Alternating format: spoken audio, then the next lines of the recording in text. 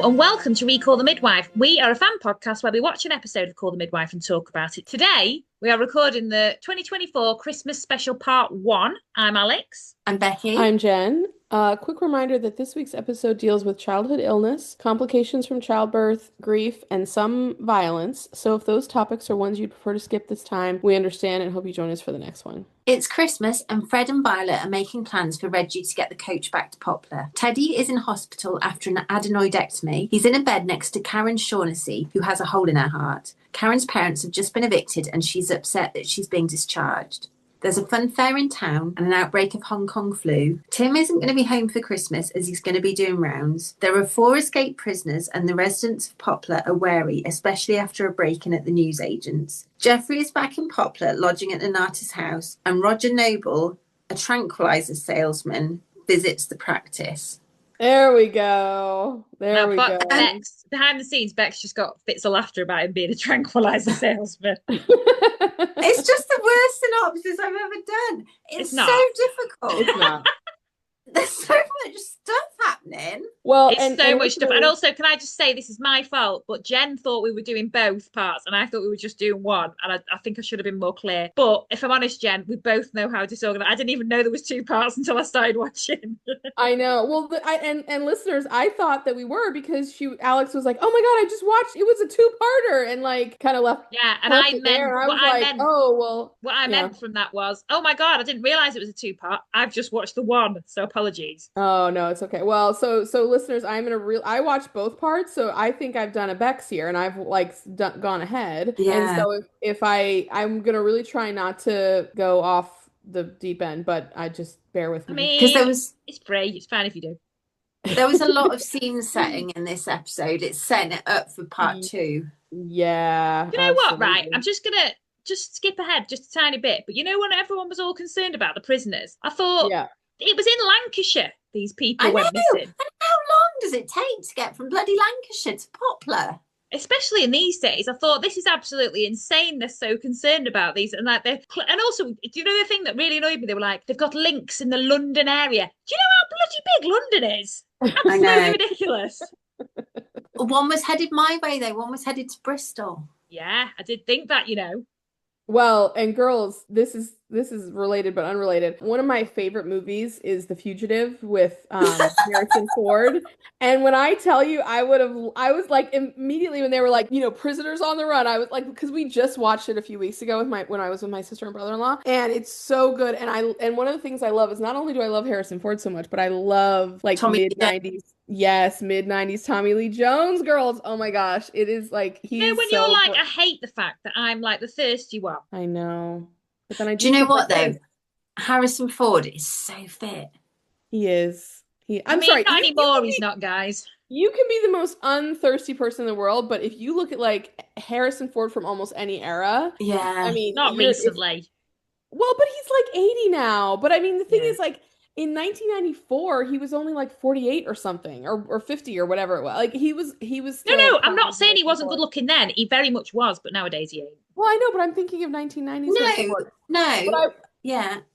But anyways, if you see The Fugitive, you know that The Fugitive is like, it's very action packed. It's like the most action. It's like a real action packed. And Tommy Lee Jones, one of my favorite lines in the movie, one of his most iconic lines is when he's like, "I want every doghouse, outhouse, hen house, lighthouse, barn."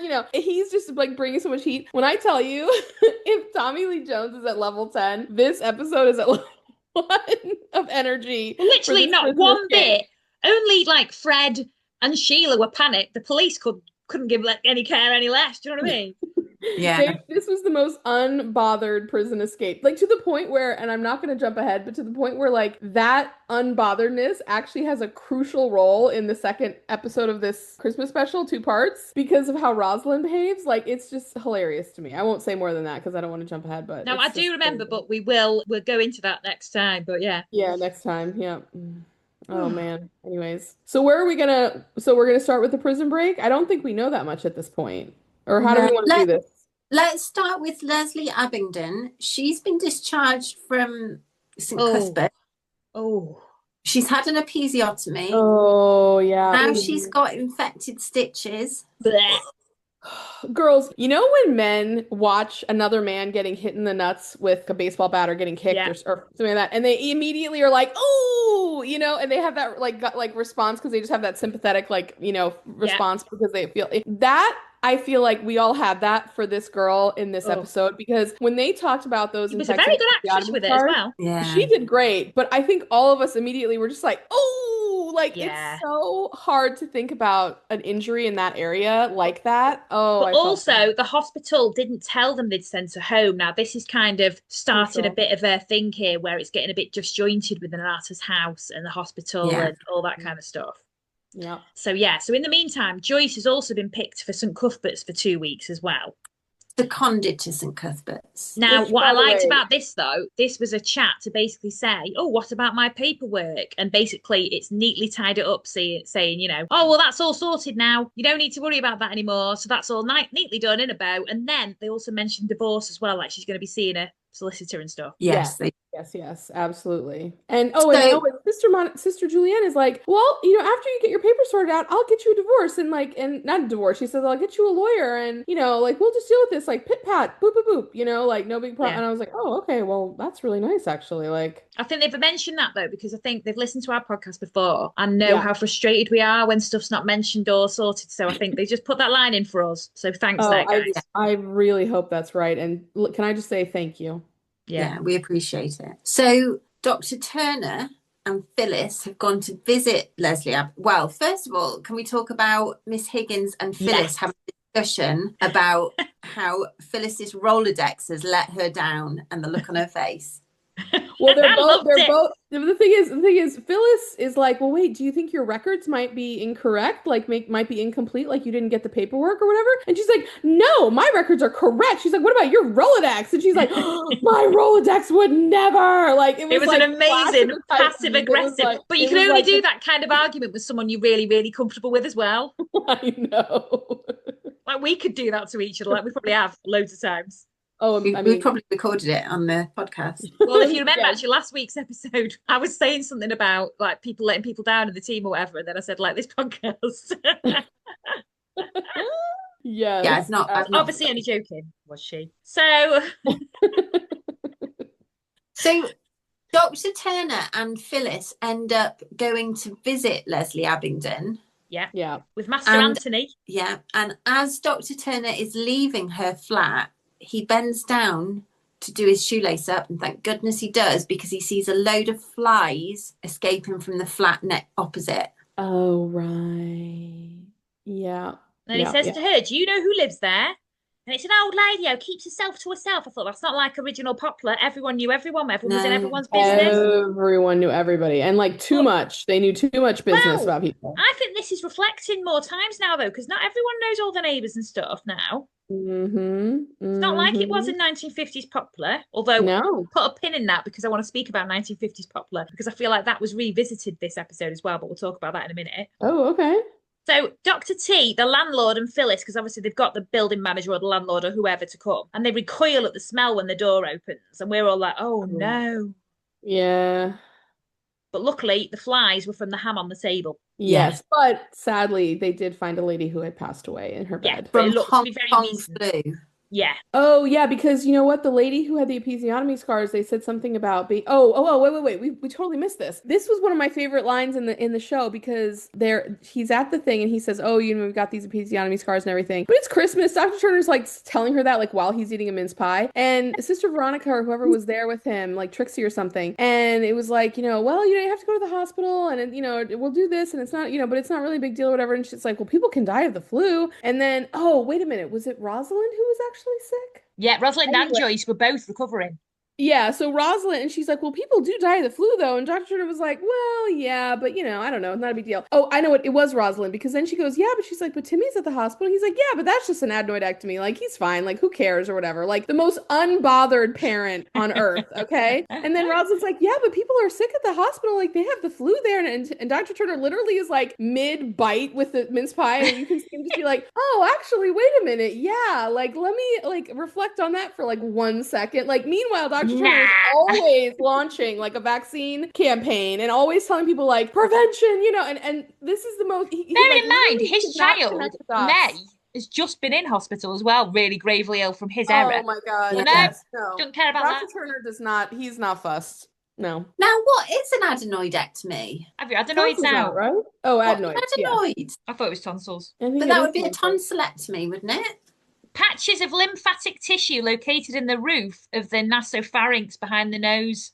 They act as a primary defense against bacteria and viruses for children, but they can become enlarged, leading to mouth breathing, snoring, and recurrent ear infections. I think it's similar to tonsils in terms of like how they treat it and what has seriousness and all that kind of stuff. Basically, he kept getting infections, so they took him out. Well, because Dr. Turner was like, "Oh, he's living his best life. He's tucking into jelly and custard and like ha ha ha ha. Like he was just again. It was like Tim was not Tim. It was like what's his name?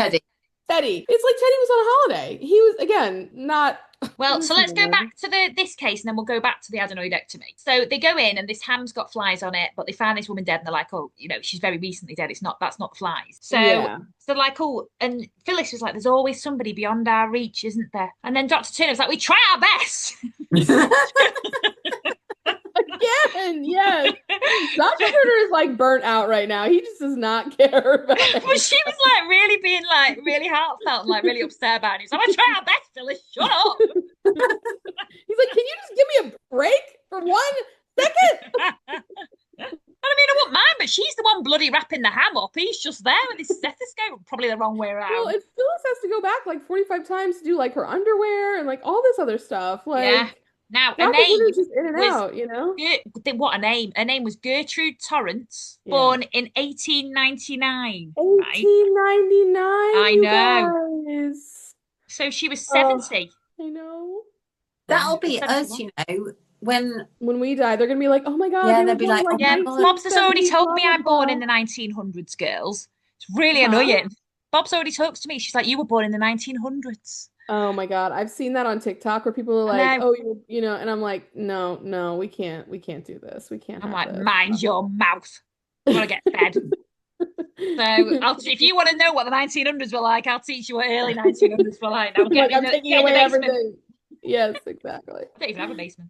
So anyway, the Undertakers. So fast forward, everything's going on because there's a lot going on in this meantime. But in the meantime, everything's going on, and then Phyllis is back at Nonnatus House, and the Undertakers ring Nonnatus House asking about the teeth of Gertrude Torrance. Her dentures. Now, is this because why do they need the dentures? Because they bury them with them, don't they? Yeah, but it'll make it so that her mouth is not collapsed when they do like the thing. I know, but it's not like she's having an open casket and a grand funeral. She's having a pauper's burial. Some dignity, Bex. I just felt it was unnecessary. Do you know what, Bex? For your funeral, knock your teeth out. See how you feel there. Yeah, it's about her basic dignity as a human being. Come on. I mean, Bex, come on, get over it. The pauper's funeral. Rosalind asks what a pauper's funeral is. Oh, poor Rosalind. She's Mojo. That was actually a really lovely scene, wasn't it, between Mojo and Rosalind? It was. Yeah. It was. And Phyllis. Well, she talks to Phyllis about what a pauper's funeral is, and Phyllis says it's simple but not without dignity. It would be if I was organising it. So you're like, forget the teeth, forget clothes, forget shoes, forget a coffin, just throw her on a pyre. Do you know what? Actually, it's near November. There's a school, school bonfire on. Chuck her on. So she speaks to Mojo, Rosalind, and she says she will pray for her. And then she's like, you must rest. Because Rosalind's really, they're all going through the ringer as well, by the way. Because bearing in mind, Rosalind's already just finished with the flu. So they're all really running on, fumes. Yeah. So Mojo, lols. I'm sorry, I know it's actually not supposed to be lols, but it was pretty lols. She arranged for the body to go to Nonnatus House. Phyllis comes out. And Phyllis came home and she's like, what on earth has happened? As a coffin is carried into Nonnatus House. Oh my God. The last thing Phyllis needed to deal with at the end of the day. Yeah, so then Mojo was like, she died alone and deserves to be accompanied to her grave, which was very, very true. Yeah. No, you're saying but you wouldn't even let her have a bloody teeth. So now it also comes to, so that's basically the end of that. She's buried, everything's gone. So she's now got an empty flat in that. No, I just want to touch on the fact that Phyllis scolds Sister Monica Joan because she kind of says, well, you don't know what she wanted for her funeral. You don't know if she would want to be a Christian Like, funeral. Yeah. Yeah. Wait, And Phyllis scolds Monica Joan or the other way around? Yeah, Phyllis Phyllis scolds scolds Monica Monica Joan. Joan. She's like, And then Monica you brought her Joan here, scolds. but she might not be religious. I Yeah. get you. Yeah, I And was then- like, Phyllis, she wasn't going to do anything. And then Sister Monica Jones scolds her, saying she might not have wanted you fetching her dentures and washing her smalls.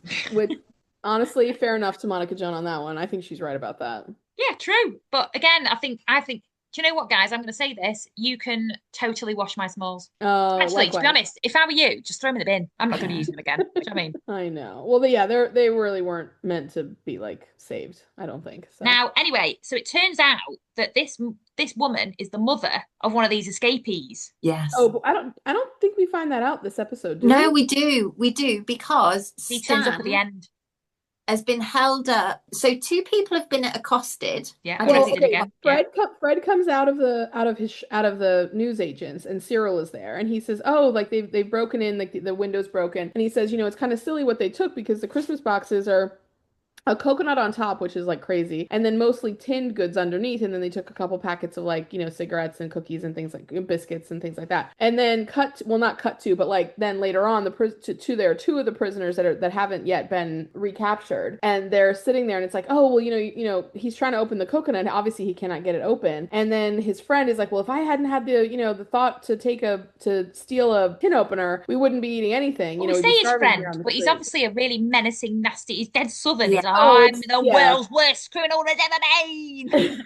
I mean, friend is not really the right word. You're right. Yeah, he's got a gun, and he's got a plan to rob the sub post office. Yeah. Yes. And then with that, they're gonna escape abroad, I think is what the plan is. Now, Also, Stan, why is Jock Scottish and his mum lived in Poplar for all life?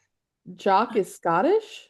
Yeah, the Scottish one of the prisoners the two prisoners, the non-southern one is Scottish. His accent's Scottish. He gets called Jock. who's Stan, the one who gets arrested? Oh, I didn't hear a Scottish accent. Yeah, Well, 100%. He's called Jock. He 100% was Scottish. Is Stan the one with the gun? Yeah, I don't Gotta know. be, yeah. Now, But then Stan shoots the coconut. I was like, this is not. Yeah, but also, what a way to draw attention to yourself. Massive yeah, I'm just gunfire. like, someone's going to be like, oh, I've just heard a gunshot. It's Yeah. crazy. It was crazy. But so they rob the sub post office. One Yeah. person Off screen. Again, low Yeah. level of action in this episode. there's trouble on the commercial road. Put a pin in that. Yeah. Well, the robbery prompts the trouble on the commercial road, which then creates issues. Yeah. And Jock returns to his mother's flat, but it's empty. Yeah. Empty of And her. that's how we know it's his son. Yes. Yeah. So is that where he ends up at the end of episode 1? Yes. He's just in there? Okay. Yeah. Okay. Wait, But by he's some by himself miracle. at that point because his friend got nicked. Yes. Yeah. Like He had only the Jock gun. made it. Oh, that's right. He does. But he's also no, he isn't this. Yeah, I'm not gonna say it. Now, Yeah. because of the trouble on the commercial road, Fred has been delayed collecting Reggie from the coach station. Yeah. Oh, guys. Oh, but we have to talk about Reggie and like his plans for coming home for Christmas, you guys. Yes. Because, yeah, go ahead. Violet is judging a mince pie competition. Oh, I have so much to say about the mince pie competition. I have so much to say about it. We'll get there. Reggie doesn't like. She's planning to bring the first prize mince pies home, which I was like, sensible, Violet, sensible. Well, I thought, what a perk! Like you, like I know, Yeah. take take them, and like, what if somebody else wanted them or whatever? It's like, no, I'm taking these. These are mine. I'm the mayor. I get them. You But know. also, she's making 2 dozen shortbread Santas waiting for him because he doesn't like them. I'm Oh. like, oh, that is so Well, a lot. Well, she says to him, like, I'll bring all the best ones. And he's like, Mom, I mean, this is like, Reggie is so sweet, but this is actually where he kind of like showed his like sassy side. He was like, I don't even like mince pies. And she was like, I know, Reg, but da-da-da. And it was like, oh, wow, that was a bit. Well, it was a bit can I give you a angry for spoiler? him, I've got one of my zeros is Sheila. Oh, well, are we going to get into it? Is now the time to talk Well, about the yeah, mince pie? she's doing an egg white glaze. Boo hiss, Sheila. Mince pies are one of the only things I can flame and eat, being allergic to egg, and she's adding egg to hers. Yeah, but also you guys, it's so crazy to me. Okay, they have a lot of they have a lot of entries into the mince pie competition. This is the most unethical competition I think we've seen. Okay, Dr. Turner is one of the judges, and he knows that Sheila is entering the competition, and I know he knows which ones are Sheila's. And Yeah. who How is will he know? Because How does he know? he'll have been eating them at home while she's doing them for him. they live together. Of course he knows which ones are hers. She's like, honey, Elsa Hang on, should hang have on. been We are like, giving him a lot of credit here, like you would actually notice. no, but the thing is, she walks in and she's like making a whole thing of like, these are mine. Like, I tried the egg white glaze. Like, this is what I did. Like, blah, blah, blah, blah, blah. And then it's just a whole thing. And I'm just like, for her to get first prize when Dr. Turner is like clearly standing there, just like still gobbling away. And then Sister Veronica makes hers and she's so proud of them. Like, she really like wanted to make the effort. She was like so excited to enter the competition and she really, really hoped she could win. And she sat there with the most hopeful look on her face. And every time they don't announce her name, her spirits are just dashed and I dashed and loved it dashed. though. I loved it. Sandra Okway. And you're like, we've never heard of Sandra Okway. And then another mention of someone else and no Sister Veronica. But though Jen, Yeah. she And did like her use claps shop are just getting mince smaller pie. and smaller. Mincemeat. She did use shop bought mincemeat. Well, she said that after, and I thought, oh, actually, you Yeah. did let You don't yourself deserve down that. there because you really got to make it. She's The thing is, what is mincemeat? Like for people that don't know, I kind of know, but I also kind of don't know. currants, raisins, suet. Okay. Look, I like little bits of orange peel and Yeah. yeah. And Is it's it got orange? some kind of like binder. Doesn't it have like some kind of like dark jelly or something that binds it all together? So sugar, I would say brown sugar, the juice of maybe the juice of a lemon and the juice of an orange, cherries maybe, But also the fruit, because obviously dried cranberries. and it's So lots brandy of as well normally. Yeah. Yeah. There's like all the dried fruit, but then there's like also like a like I Nuts, think you're describing like a spices. syrup kind of, Well, that it's like brandy. Normally the brandy makes it so that then it ferment like with the actual the fruit, it kind of makes it all mushy and because it all settles in there But together. but And when then by the time you eat it, it's not liquidy. It's like a gooey kind of filling. Yeah. A little bit. Candied Yeah. peel. candied Candied peel, that's what peel. I like Yeah. in mine. Yeah. I mean, I don't remember. Anyway, yeah. I think I'm not surprised that like it's a love it or not like it kind of a dessert. But I never used to like mince pies, and now I bloody love a mince pie. I love a mince pie. Our taste buds change so much over time.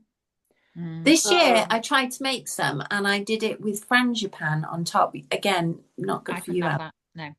Oh, but you know what's You're my funny though, zero with Sheila. is that Sister Veronica goes to Sister Monica Joan and she's got a tray of the mince pies and she's like, okay, try one. Like, what do you think? And Colette's standing there and she eats one and she kind of doesn't really react. And then she takes another bite. And then she's like, oh yeah, these are really, really good. And Sister Veronica's like, yay, they're so good or whatever. And so then after the competition, when she loses, she goes back to Sister Monica Joan and she's like, well, I did have shop bought mincemeat. So I think I might have, let myself down there. And Sister Monica Joan was like, yeah, they weren't really that great. They were okay. But like, I've had a lot better in my life. And she was like, what? And then she was like, no.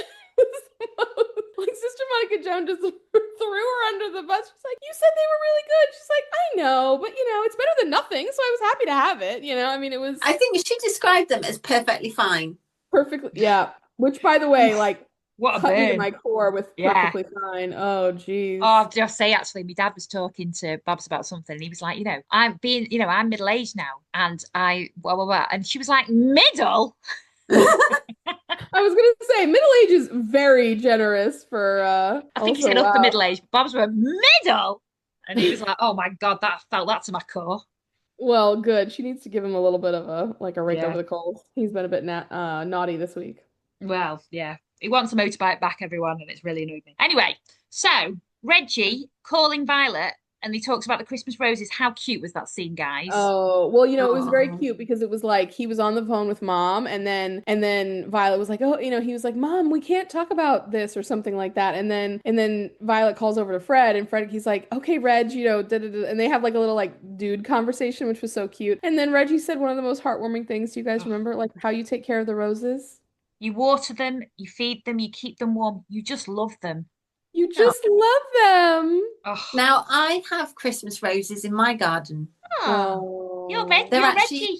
They're called hellebores. We could post some pictures of them on socials. Oh, yeah. Are they actually a variety of roses? Well, it's not a rose, but I think it's nicknamed a Christmas rose because it just flowers at Christmas time. But it doesn't actually flower at Christmas. It flowers after Christmas. Oh, okay. Maybe that's climate change. Maybe in the 60s it did flower at Christmas. Yeah, maybe probably it did. did, honestly. Yeah, probably did. Yeah. But Reggie has these beautiful roses and they're in a pot and we can see them and he's very excited to come home and Fred has all the details of like when to pick him up and he's picking him up at the bus station and all that stuff. So that's kind of setting the scene for what's going to happen with this issue. Yeah. Now, should we end on that? Should we talk about the fair people or should we talk about Karen? Well, but wait a minute. So in episode 1, we see Reggie at the bus station and we see Fred getting held up. Yeah. And does it say, did we do any more than that? Well, it just I mean, ended with the most heartbreaking thing ever that doesn't even make me want to think about it. Where it Yeah, basically he Fred was just late finds because of little Christmas lights. he what? and Say again? Fred, he's late because they're setting up for the carol service and the Christmas lights. Yeah. Then there's the trouble on the commercial road. By the time he gets to the coach station, Reggie's bag is sat underneath the bench. Oh. And So he Reggie's nowhere to be starts seen. going through it and finds his present. Then And we then he see just- cut to Reggie. He's been on a bus. He goes somewhere. Now, when I saw those lads, I was terrified. I thought they were going to beat him up. I thought they were Oh, I going to know. assault him. I Yeah, was very but they worried didn't. as They were well. just like, "You're nowhere near Poplar." Ha ha ha ha ha. And They then just he walked just, like- off. Yeah, and then they just left him. And then it was just like Fred, just absolutely terrified. Reggie, and we were like, oh, we feel exactly the same.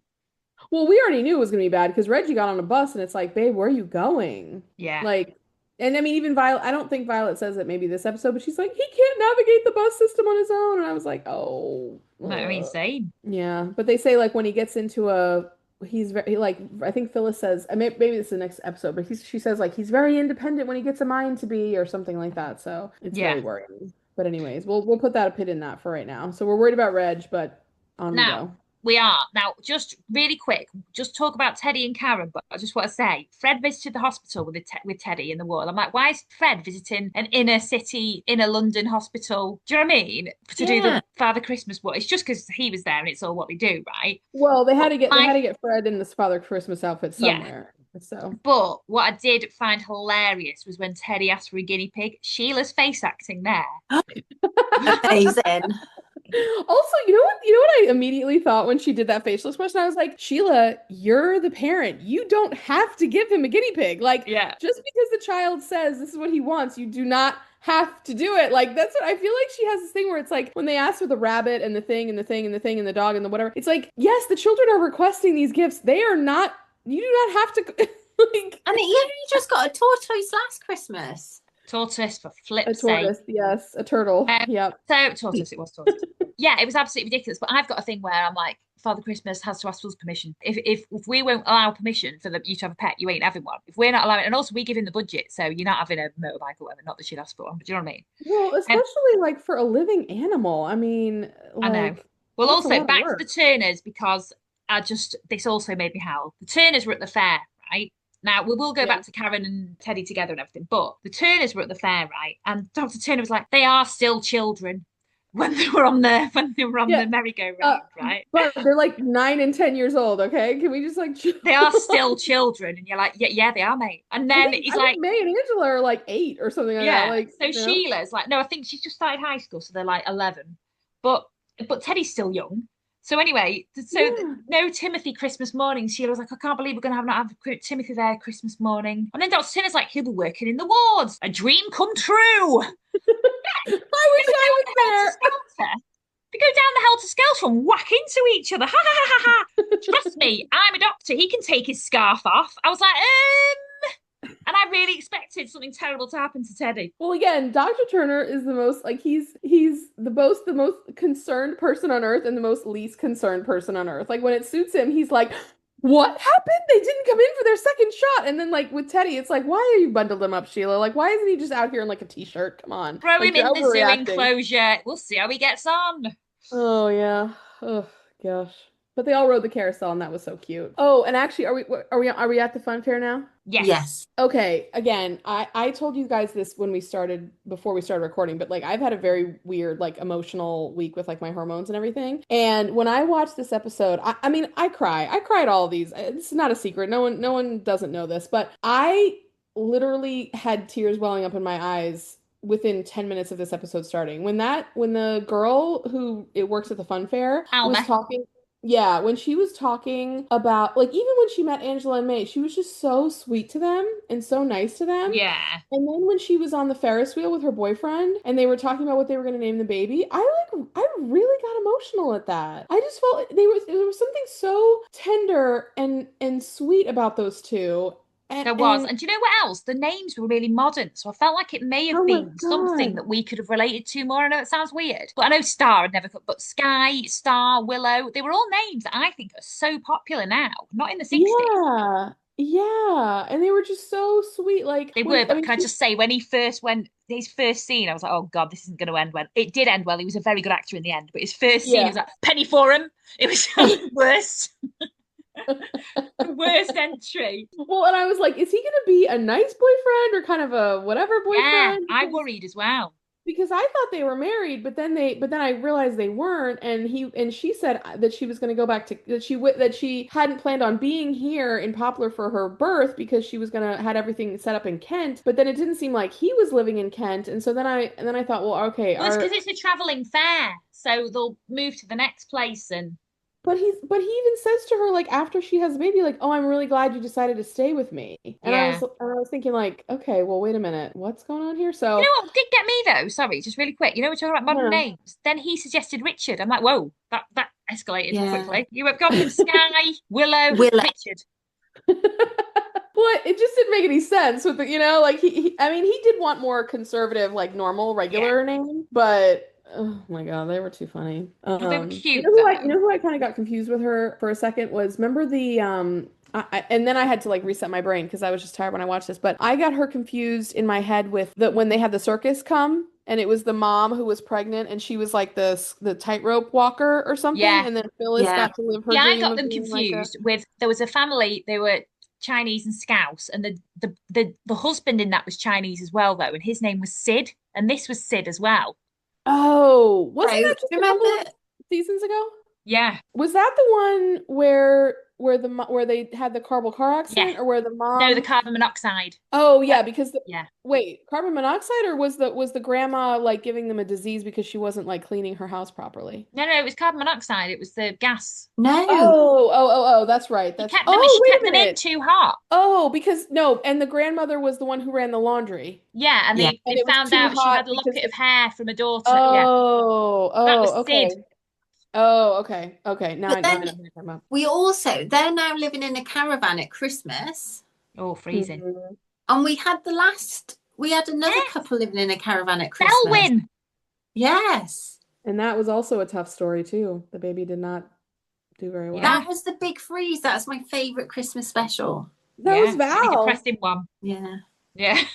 So That was Alma goes exciting. into labour, sharp pain, goes to hospital, sees Joyce, and then she literally is like, just gets on all fours and is birthing while Joyce is just doing something in another room. She's like, pull it out. I mean, I Well, was a it's bit just like like, that. well, mother knows best, I guess. And I thought, oh no, no, no, no. Okay. Yeah. So she'd grown up in care from what they were talking about and stuff before. And it doesn't sound like he had a great childhood. So she's Yeah. like, I want him, please, I want him. And then it was so cute. She was like, I'm your mum. Thanks for coming in time for Christmas. Right now, this scene Oh, killed me when the boyfriend, Sid, or husband, £7 too, is not okay. And Joyce is like, £7 is average, oh, I 2 ounces cried. above. When I was at school, I was killed to have been called average. I was always weak or poor. He's already doing better than me. Oh, I Oh, cried. I oh, cried it when was he so said emotional. He that. was so happy. It was so lush. It was so well acted. And he was just I there being know. like, I'll leave you tickets. He wanted to give her tickets. And she was like, we can't take them. He's like, I'll put your name on the door. Like, you come in. I'm doing He's like, something bring as for many you. people as you can. You're more. Oh, Oh, so I just that's. absolutely loved that. He Mhm. was a brilliant actor. I know. Sorry. I know I butted it. That scene was so touching, and I was crying during that scene. He was so sweet. It was so genuine. Oh, I loved it. Now, this family, we think it's kind of the end of it. We see them having a lovely time and they're like, oh, the baby's not feeding well. He doesn't cry much. His leg was twitching. And they were like, oh, he's just, he's not cold. Also, he's turning a lovely golden. Yeah. So Yeah, put a pin in that, guys. but it really says a lot because, okay, she gives birth at the hospital, so this kind of harkens back to the same problem that they had with the other lady. And then they're both young parents; they have no idea really what they're doing, so they're just attributing everything to just like, oh, that's babies, you know? Yeah. So should we talk about Karen now? Karen, Oh, do you know, Well, weirdly, our Karen. social media account follows the actress's account. She's a really cute little thing, and she did loads of Oh, stuff because obviously it was all announced around Christmas. She did loads of press for Call the Midwife. oh. oh, Karen. So Oh, I really felt for Karen, honestly. Karen Shaughnessy is in hospital with a hole in the heart. Yeah, Yeah. Meanwhile, her family has just been evicted from their house. by the most horrendous bailiffs. Now we didn't realise that was her family at the time either, did we? No, They kicked the stool in front of them. I Like that's just know. there's no need for that. It's just Throwing kids' petty. clothes on the floor, keeping the teddy. Like get in the bin. I know. And he's like, we've got 10 of these to do today. I was like, sir, I'm like, you're traumatized. Like, you are treating this family so badly. Like, you've got compassion fatigue. Like, come on now, do better. Now, Like, this who is did have terrible. compassion? 1950s kind of compassion. Oh, that The old lady insane that old picked up lady. the bench. She was the most Yeah. East End. She looked like a little rat. Sorry for the accent. And she But had she her was slippers proper. on. Did you see the slippers? Yeah, proper East End. I've got some bits for you. Proper East End old lady. Family is riches, remember that? Family is riches. Oh, she was so nice. And then they reveal it's Karen's family. Because the mum, the heavy Oh. pregnant mum, goes to the bedside of Karen and she's like, we're going home tomorrow. Do you know what, as well? Did you find that the mum, she was so lovely, very calming voice to her? The mom? Yeah, but she also seemed quite young. Yeah. I'm worried about this family. I'm worried about this family. Well, Same. the I dad. think Cyril needs to maybe get them linked up with some kind of programming. They're not doing too good. We'll skip ahead. The dad is in bed with Hong Kong flu. Yeah, that makes it Karen, sound worse. Like he's ill with Hong Kong. Basically, Karen, the only time you see the dad moving is when they get evicted, and then after that, he's like prone in the bed for the whole rest of the time. Like, he's not doing anything. That dad can't do anything. Poor Well, thing. also bearing in mind as well, though, Karen cried because she was like, it's so Christmassy here. I don't want to Yeah. leave hospital. Like, how bleak is your home life if you don't want to leave bloody hospital? Well, the thing is, oh, go ahead, Bex. Fred has visited her as Santa Claus and bought her. She's got a snow globe gift. Oh, with a little angel in it. She And wanted he one with a felt- red bow. He's like, there's no red bow. Sorry, mate. Well, he says, "Who wants the first present?" And everyone is like yelling and shouting and saying, and she said, "Please, please, please, please." And something about, I can't remember how she delivered that, but like something about her delivery Please be kind of me. like, Please be me, Santa. Please be me. and Fred like really gets touched by her like, declaration and everything. And so he goes over and he does, he gives her the present first. And then it's a snow globe, which is really sweet. But then her mom comes in and she's like, "Oh, I really like it here. This is so nice and everything." And Sheila even says something or has a look on her face like, "Wait a minute, why is this kid like so happy to be here?" And then the mom comes in and she says, "Well, you can take that to the new house or whatever." And Karen is like, "New house? What happened to our old house?" I mean, she didn't get the memo. And so then Well, it's not like that she's night, like, do you know what, Karen? It was an awful day. These awful bailiffs came. They kicked your Well, it's like, grandma's here's the old thing. stool. They Mommy threw and your Daddy brother's couldn't pay clothes on the bills floor. because something has happened and Dad can't, whatever. Yeah. And we don't really know why they can't pay. I mean, I just assume the dad couldn't work or something, pretty innocuous like that. Yeah. But she's so upset and her mom, I will say, her mom did not do a great job. Because No. Karen's like, "Well, where are we gonna live?" And she says, "Well, we'll figure it out." All right, we found a rat-infested room that's disgusting. Yeah, it was just, I mean, Karen was really asking. I mean, Karen was very much, responding the way you would expect a little kid to respond to the situation. And I mean, I felt for the mom a lot. I really felt for the mom a lot. But at the same time, it was just hard because I didn't feel that the parents were, I don't know, I kind of struggle with the parents a little bit at times too. But then that night, Karen is in bed and she's crying. And she's upset enough that Teddy hears her and he gets up. Which is very sweet. And he goes over and she says, "Well, I don't want to leave. Like, I don't know where, well, actually, did she say, I don't know where we're going to live?" She said something to him and he No, was she trying said, to I don't want to comfort leave her. because it's so Christmassy here. Yeah. And he was like, "Oh, I feel bad." I mean, he was My kind house of is at a much loss. better. Ciao. Yeah. Teddy is living the dream Oh, Teddy's by living the comparison. best life there is. Yeah, absolutely. But poor little Karen. So she goes home to this squat, and it's such a crap homecoming. And there's even no cot for the baby. She's like concerned. She's like, there's not even a cot for the baby. And the mum was like, don't worry, we'll sort everything out. And then she's like, I know a game of everything is really something else. Cute scene, to be fair, I thought, because she was explaining how she thought, this is a silver goblet and this is a princess castle. But I just thought this is bleak. Bleak. Oh. And then it cuts to the dad with bloody Hong Kong flu in the bed. So you're like, Christ almighty, it was already bleak and dark, and now the dad's got Yeah. Hong Kong flu. Yeah. And then she was like, oh, I know, there's a Carol's down the war memorial tomorrow, Karen. You go and take Susie. You go down there. It's not too far. We'll stay here with your dad with Hong Kong flu and me heavily pregnant. And you two go down to the Carol's at the memorial. With 2 escaped prisoners on the run, but you two just go down there on your own. Oh yeah. Well, to be fair, that's all we got to with Karen, wasn't it? Is that it? Well, no, we did see Karen and Teddy see each other at the Carol concert and say hello, but as far as that went, that's as far as we got. But Sheila didn't catch her in the church when they were singing in the first episode? No. Oh man. See, this is why we should have watched both because someone like You really have. the first episode is like setting it all up. I mean, I know. I'm not saying that in a bad way to either one of us, but but yeah, so much like a lot's gonna happen with When I've Karen. watched ahead, nobody praises me for watching ahead. Well, because that's a different situation. I'm not asking to be praised. I'm just saying like this is like purposefully big cliffhangers that they've left us with now. That's the Yeah. only reason. But I mean, it's okay. Listen, we'll figure it out. Karen's in dire straits, and it's not going to get better until it gets worse. But anyway, we'll figure it out. Poor Karen. Yeah, Hashtag poor Karen. Oh, Karen's on the struggle bus this week. Oof. Meanwhile, Jeffrey is in town because he's been sitting for Trixie. Light of our lives, Jeffrey. Her heating and water's off, so everything's got icicles on. So he's like, it's awful there. And they're like, come to Nonnatus House. I'm like, yes, Jeffrey, come to Nonnatus House. I feel like they just wanted Jeffrey at Nonnatus House for Christmas. I feel like Jeffrey has been such a massive, massive fan favourite that they've just literally, whenever they can, just get him in because everyone loves him so much. And also, I want to go to the fun fair with Jeffrey. Oh my God, yes. Oh my God. Now, Jeffrey has been to, so Ealing Studio is having a clear out and selling off a load of costumes. So Jeffrey has been to get what he can for the Nonnatus House dressing up box. This is the best and most, if you didn't know he was gay, this is what a gay man does for you in your life thing in the whole world. Was that Doctor Who scarf that he had? I don't know. I'm not a Doctor Who fan. I mean, Jen's mum could probably tell us. Hey, Mom. Did you think so? Okay, remember when we watched part 1 of the Christmas special the other night? Yes. And Jeffrey goes to Ealing Studios and he gets the bag of stuff. Remember that? Did you think that the scarf that he pulled out was Doctor Who's scarf? I don't know if it was exactly Doctor Who's. You're on the pod.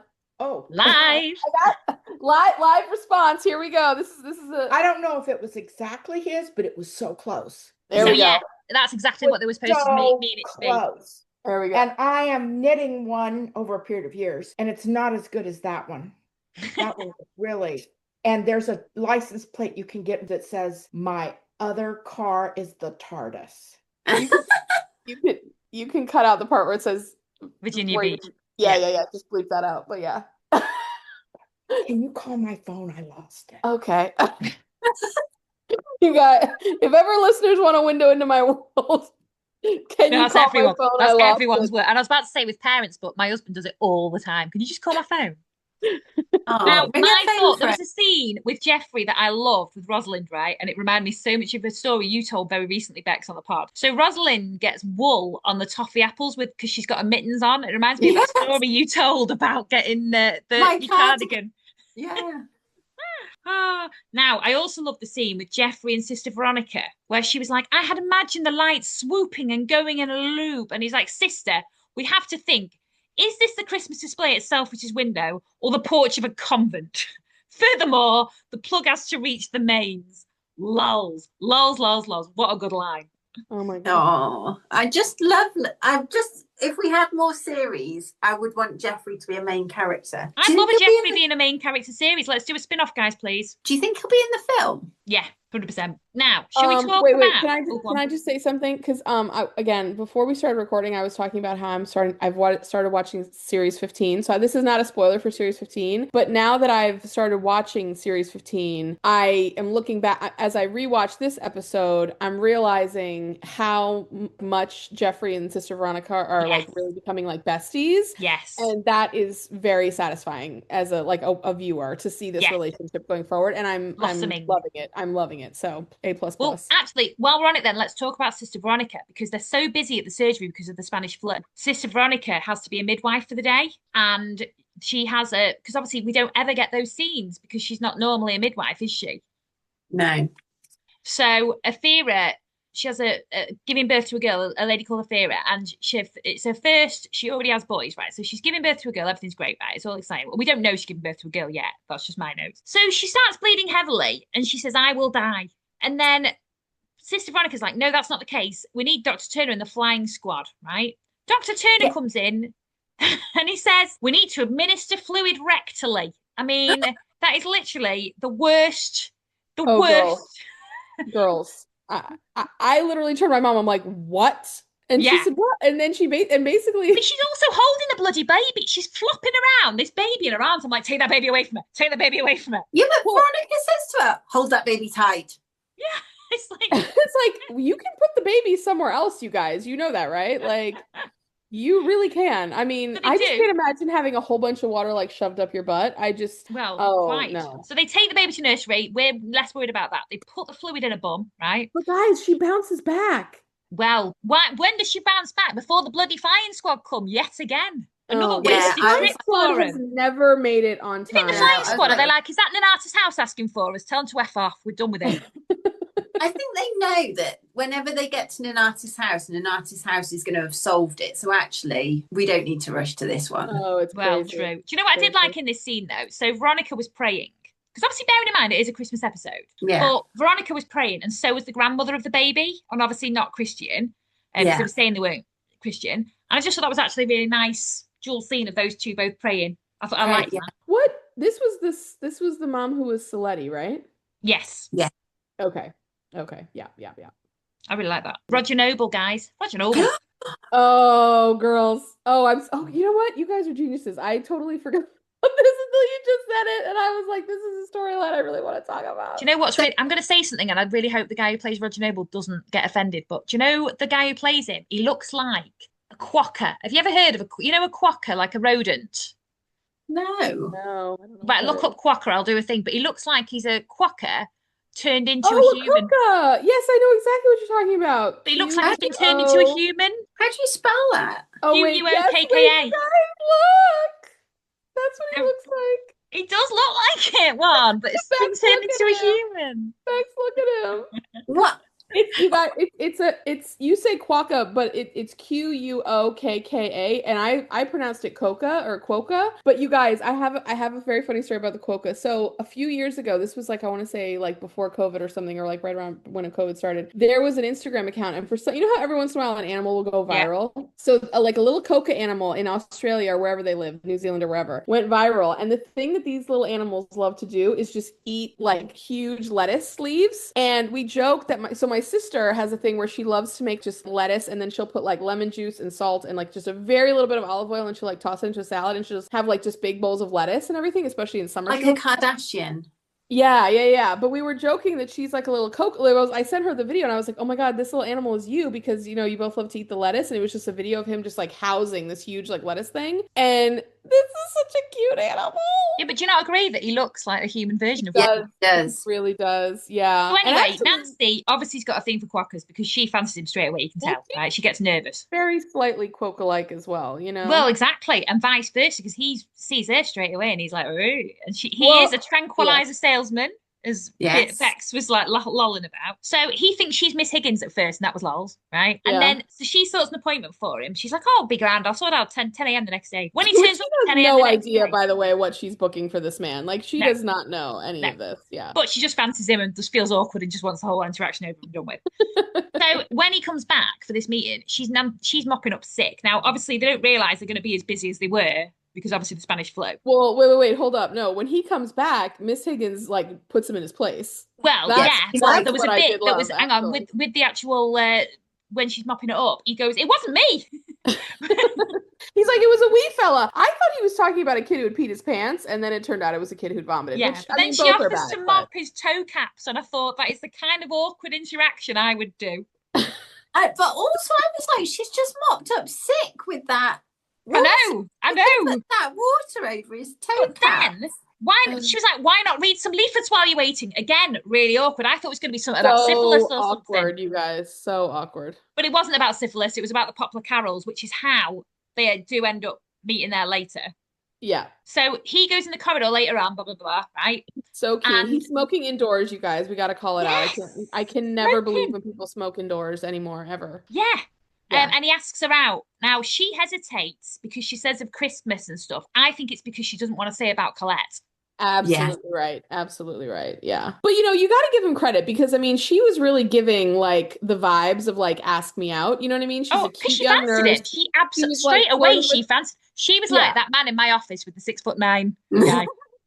Yeah, yes, exactly. Yeah. And so, I mean, actually, I will say, like, I have more complicated feelings as we get to know this young man, but but when we meet him at the beginning and he's in this phase of it, it was so cute. It was so darn cute. And when he asked her out, he's like, "Do you want to go, like, get dinner with me or coffee or whatever?" he says to her, and she's like, "Well, no, no." And then they have this like really awkward moment and I feel for Nancy because that she doesn't want to say no, but she feels like she can't say yes, and Yeah. so then she doesn't know where to go from there. And he's like, and there's this moment, and he kind of like does the best thing in the world, which he just says, "It's okay, don't worry about it, like, Yeah. I'll see you around," kind of thing, and like totally lets her off the hook. And then she's like, "Okay, thanks, like, all right, bye." Like he totally diffuses the moment in Yeah, the most but in the wonderful way. meantime, when she's at the fair, they're all having the best time ever. She gets a bit melancholy about what she wants for Colette, what wants for the future, and all this. But he also has this moment after she leaves where he's just like, like you can tell he's like so bummed, and he's just like feels like such an idiot for asking and getting rejected, which I also really grateful that they included that too. But sorry, then they cut ahead, and who gives her good advice, Al? Who does? Joyce. She's like, "You have to have a life." She's like, "You need to Yes, do she things for does. you. Like, you need to have fun. Like, we'll take care of your kid. Like, go out and like get your Because man, it wasn't in my notes, I did not know then. But then when you Oh. actually said it, I was like, oh yeah,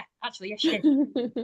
I mean, maybe Joyce doesn't say that at the fun fair. Maybe she says it No, when she she's does, she getting does, she ready. does. It He was. does. Oh, okay. I know Joyce But definitely then, tells her to to stand up for wrap herself. this bit of the storyline up, Roger then turns up at the Carol's later on at the end, and he Yeah. mouths to Nancy that she looks beautiful because she is wearing this weird red hood, which I quite like, to be That honest. was insane. I don't know It was why she weird. was wearing that. Yeah, but That she was did look crazy. great. She looked good, but she was like, "What's the Red Riding Hood cosplay business going on?" It just didn't make any I sense. thought it was like a Father Miss It Chris. I was don't like know, he, but it you was could No, like but tell she was well chuffed he was there.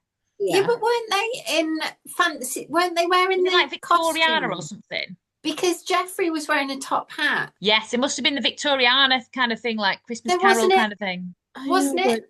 but All the costumes from Ealing. Yeah. yeah, but again, we need one line of exposition to help us get there, you guys. Like, come on. Like, we're saying so much, but sometimes we're missing some of these really crucial things. You know what it's like? You know what it's like? It's like when you're so deep into something that you know so much about it, and then someone else comes in and says something, and you say something as if they know exactly as much as you, and then you realize instantly that they don't, and then you have to. There's just I almost feel like they just get so into their own world in this that sometimes they forget it's like, well, the audience isn't on this journey the same You way know what? It's like also when you say yes to something. So, I went to a pub quiz years ago, right? And I was speaking to this guy. This guy was just there, this old man. And I didn't know he was a big racist. But anyway, we were Oh. talking about something and he was at the bar and he was talking about New York or something. And he was like, and then he was like, and I was like, yeah. And then he was like, and all these, Asian people. And I was like, no. You were along for the ride because you weren't really paying attention, and then Yeah. all of a sudden he was And like, then you "Oh, I like, found actually pay my attention. my No, simpatico." no. I needed some explanation there. Sorry. No, not with you. I have this all the time, not with the racism, but with my hearing is so bad. Mine's gone bad. I think I am going to need a hearing aid in Same. Oh. My mum's just got one.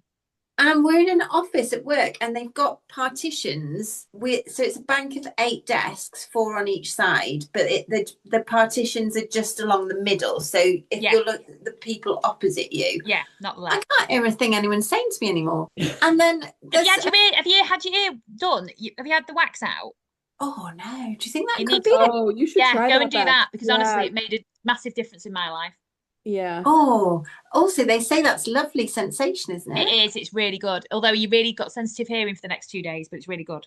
But I do find myself like I do a bit of a laugh and an agree with people, and I'm never sure if that's the right response. Yeah, exactly. Well, that's what I did. And then I was like, oh my God, I just like a massive racist, which I'm not, by the way, guys. So anyway, at this Christmas Carol service, should we talk? We'll finish the Christmas Carol service and then we'll talk about Cyril and Miss Higgins really quick. I need to shout out the Salvation Army band. Bloody love a Salvation Army band. Same. Harold in Neighbours was in the Salvation Army as Ted. So Trixie turns up at the end, which is very exciting. And the lights fixed. Portofino. Yeah, for 3 days, just basically not to visit her auntie, just to go and get some clothes. This is kind of this is crazy to me. I think this is to indicate that they've got some money again. Well, I have to. I mean, this is 1970 and she's flying from New York to Portofino to London back to New York. Yeah. In the space of like 2 weeks. I was confused why I was like, you were broke last week. Yeah, but I think this is what they're trying to intimate, that Matthew's doing really well and everything's fine. Right. That's what I think it is.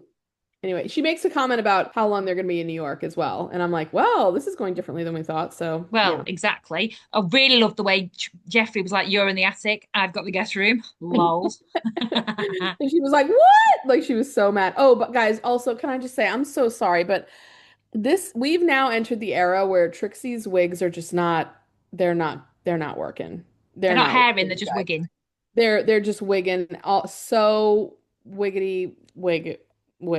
Again, I never noticed stuff like that, guys. Oh, I mean, no, you don't know, but they are very distinctly wigs. They're not working. Actually, and again, this is a spoiler, but it's not a storyline spoiler, but like we were watching series 15, like I said, and I was looking at her wig in this, I think it was either the first or second episode, and I turned to my mom, I'm like, what is happening? What is happening here? Like, I don't know what's going on. It's crazy. So anyway, she turns up for the carols. It's all this lovely carol scene. We've got Teddy raving at Karen.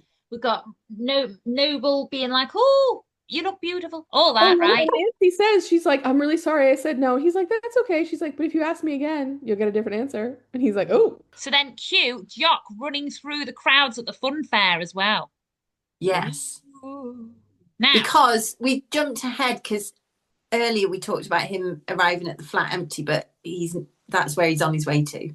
Yes. Now, Cyril gets a letter from Lucille. Doesn't look bloody Christmassy to me, guys. Does not look Christmassy to me.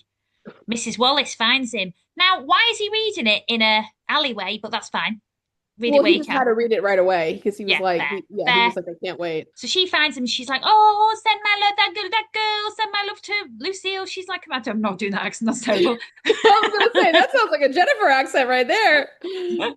And he's like, she says nothing. She's sweet. She's courteous. She's enjoying her job. And she says absolutely nothing. And you could tell he's so crestfallen because he loves her. And he's just like, she's slipping away from him. It's one of the rare times where you see Cyril both like sad and angry at the same time, and he just has no patience anymore. He's just so pissed off. And Miss Wallace was like, saw him and immediately started talking about church, and he's just like, yeah. And then she says about, the letter, and it's a really rare moment of him just being like very upset. I really like his and Mrs. Wallace's relationship. It's a very open, it's a beautiful relationship. It's like a son, mother-son relationship, but also, they've got this closeness where they can be really frank with each other. I really like that. Yeah, and I feel like Mrs. Wallace even has a kind of a look where she acknowledges that this is not gonna go well. Like something has to happen now. No, their relationship is not. Now, another scene I absolutely loved was PHYLLIS and Miss Higgins knitting together. Love it. I love it. They're just company for each other. But like so comfortable together. And then Miss Higgins was saying she's excited that Harry's coming home for Christmas. And she's like, we're an odd little family, but we are bound together now. But she was just so happy. And the way PHYLLIS was just like, you can be happy about having Harry in your life. You can be happy that he's coming for Christmas. It's a lovely, do you know what I mean? It's a lovely thing. Yeah. And I just really like that because I feel like that's their friendship. I really like the way they give each other the space to have feelings where they feel like they shouldn't really, or they're not allowed to feel like that. And they're like, yes, you can actually. It's a very safe space, their friendship. And I really, really like that. Yeah. They're really, truly best friends. I mean, they really show 100%. Up for each other, like whenever the chips are down. And they relate to each other. And I just love it. And again, we've said this before and we'll say it again, but an older female friendship is very rarely represented in the media. So to see this thriving, amazing, funny, female friendship for older women, inject it in my veins, guys. Yeah. I mean we're also representatives of that. Yes. It's like basically the Golden Girls, Miss Higgins and PHYLLIS, and us, and that's all that society has contributed to. I mean, let's be honest, that's pretty much bloody it though, isn't it? It kind of, I mean, in a lot of ways it is. Yeah, it's really hard to find that kind of content out there. Yeah. I mean, as highbrow as that, as ours anyway, I mean, Golden Girls I wouldn't say is highbrow, so well, and just because we have a quick minute, like let's just like say that it is really special because actually I think there are a lot of women who have really, really, really close female friendships that have stood the test of time, and they truly don't get referenced enough. I mean, this show is a good I mean, Call the Midwife is a good one because I mean, PHYLLIS and Miss Higgins, but like also other examples in the show, but in the broader culture, it's not shown as much as it should be. No. Sheila and Sister Julianne. Yeah. Oh my gosh, yes. Yeah. They're like from way back. And Sister Julianne, again, this week she was doing a lot, you guys. Well, maybe she was doing more in part 2. Yeah, she's doing more in part 2. She was, if anything, I don't even think we saw her in part 1. No. Yeah, that's right. But anyways. Shall we do heroes and zeros, ladies? Yes. Do you want to go, Alex? Go for it. Okay. My hero this week, do you know what, guys? For the first time ever, I've not actually planned it. What? Do you not want to go? Well, Oh no, my God, I do. you like me this week. I do. My hero is going to... No, actually, I'll do zero first, won't I?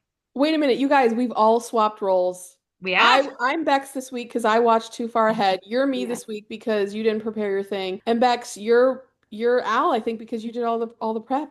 Yeah. My zero is going to be the horrible bailiffs who kicked the stool of the grandmother through the teddy, did all that. Like, just the fact they were just loving it. Like, you don't love kicking a family out with young kids and a pregnant woman. So heartless. My hero is going to be Jeffrey, just for spreading Christmas cheer for all to hear. Oh, yes. Love it. Love him. Bex, do you want to go? Yeah.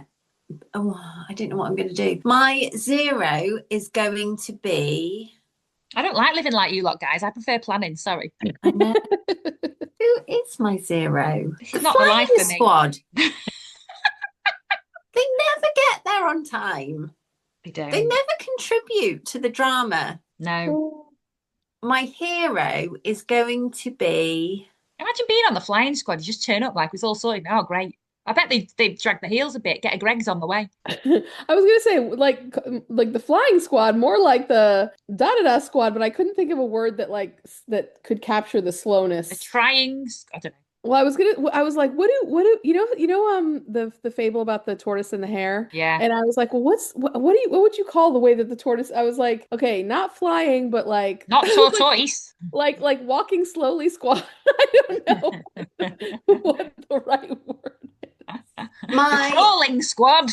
Am I right? Squad. There you go. Who will my hero be? Maybe Teddy for comforting Karen in the hospital. Oh, cute. He obviously has got all his empathy and everything from his mum. Yeah, not Dr. Turner. Okay, I'm gonna give a winking, like cheeky 0 to Dr. Turner for just totally like not caring about his children.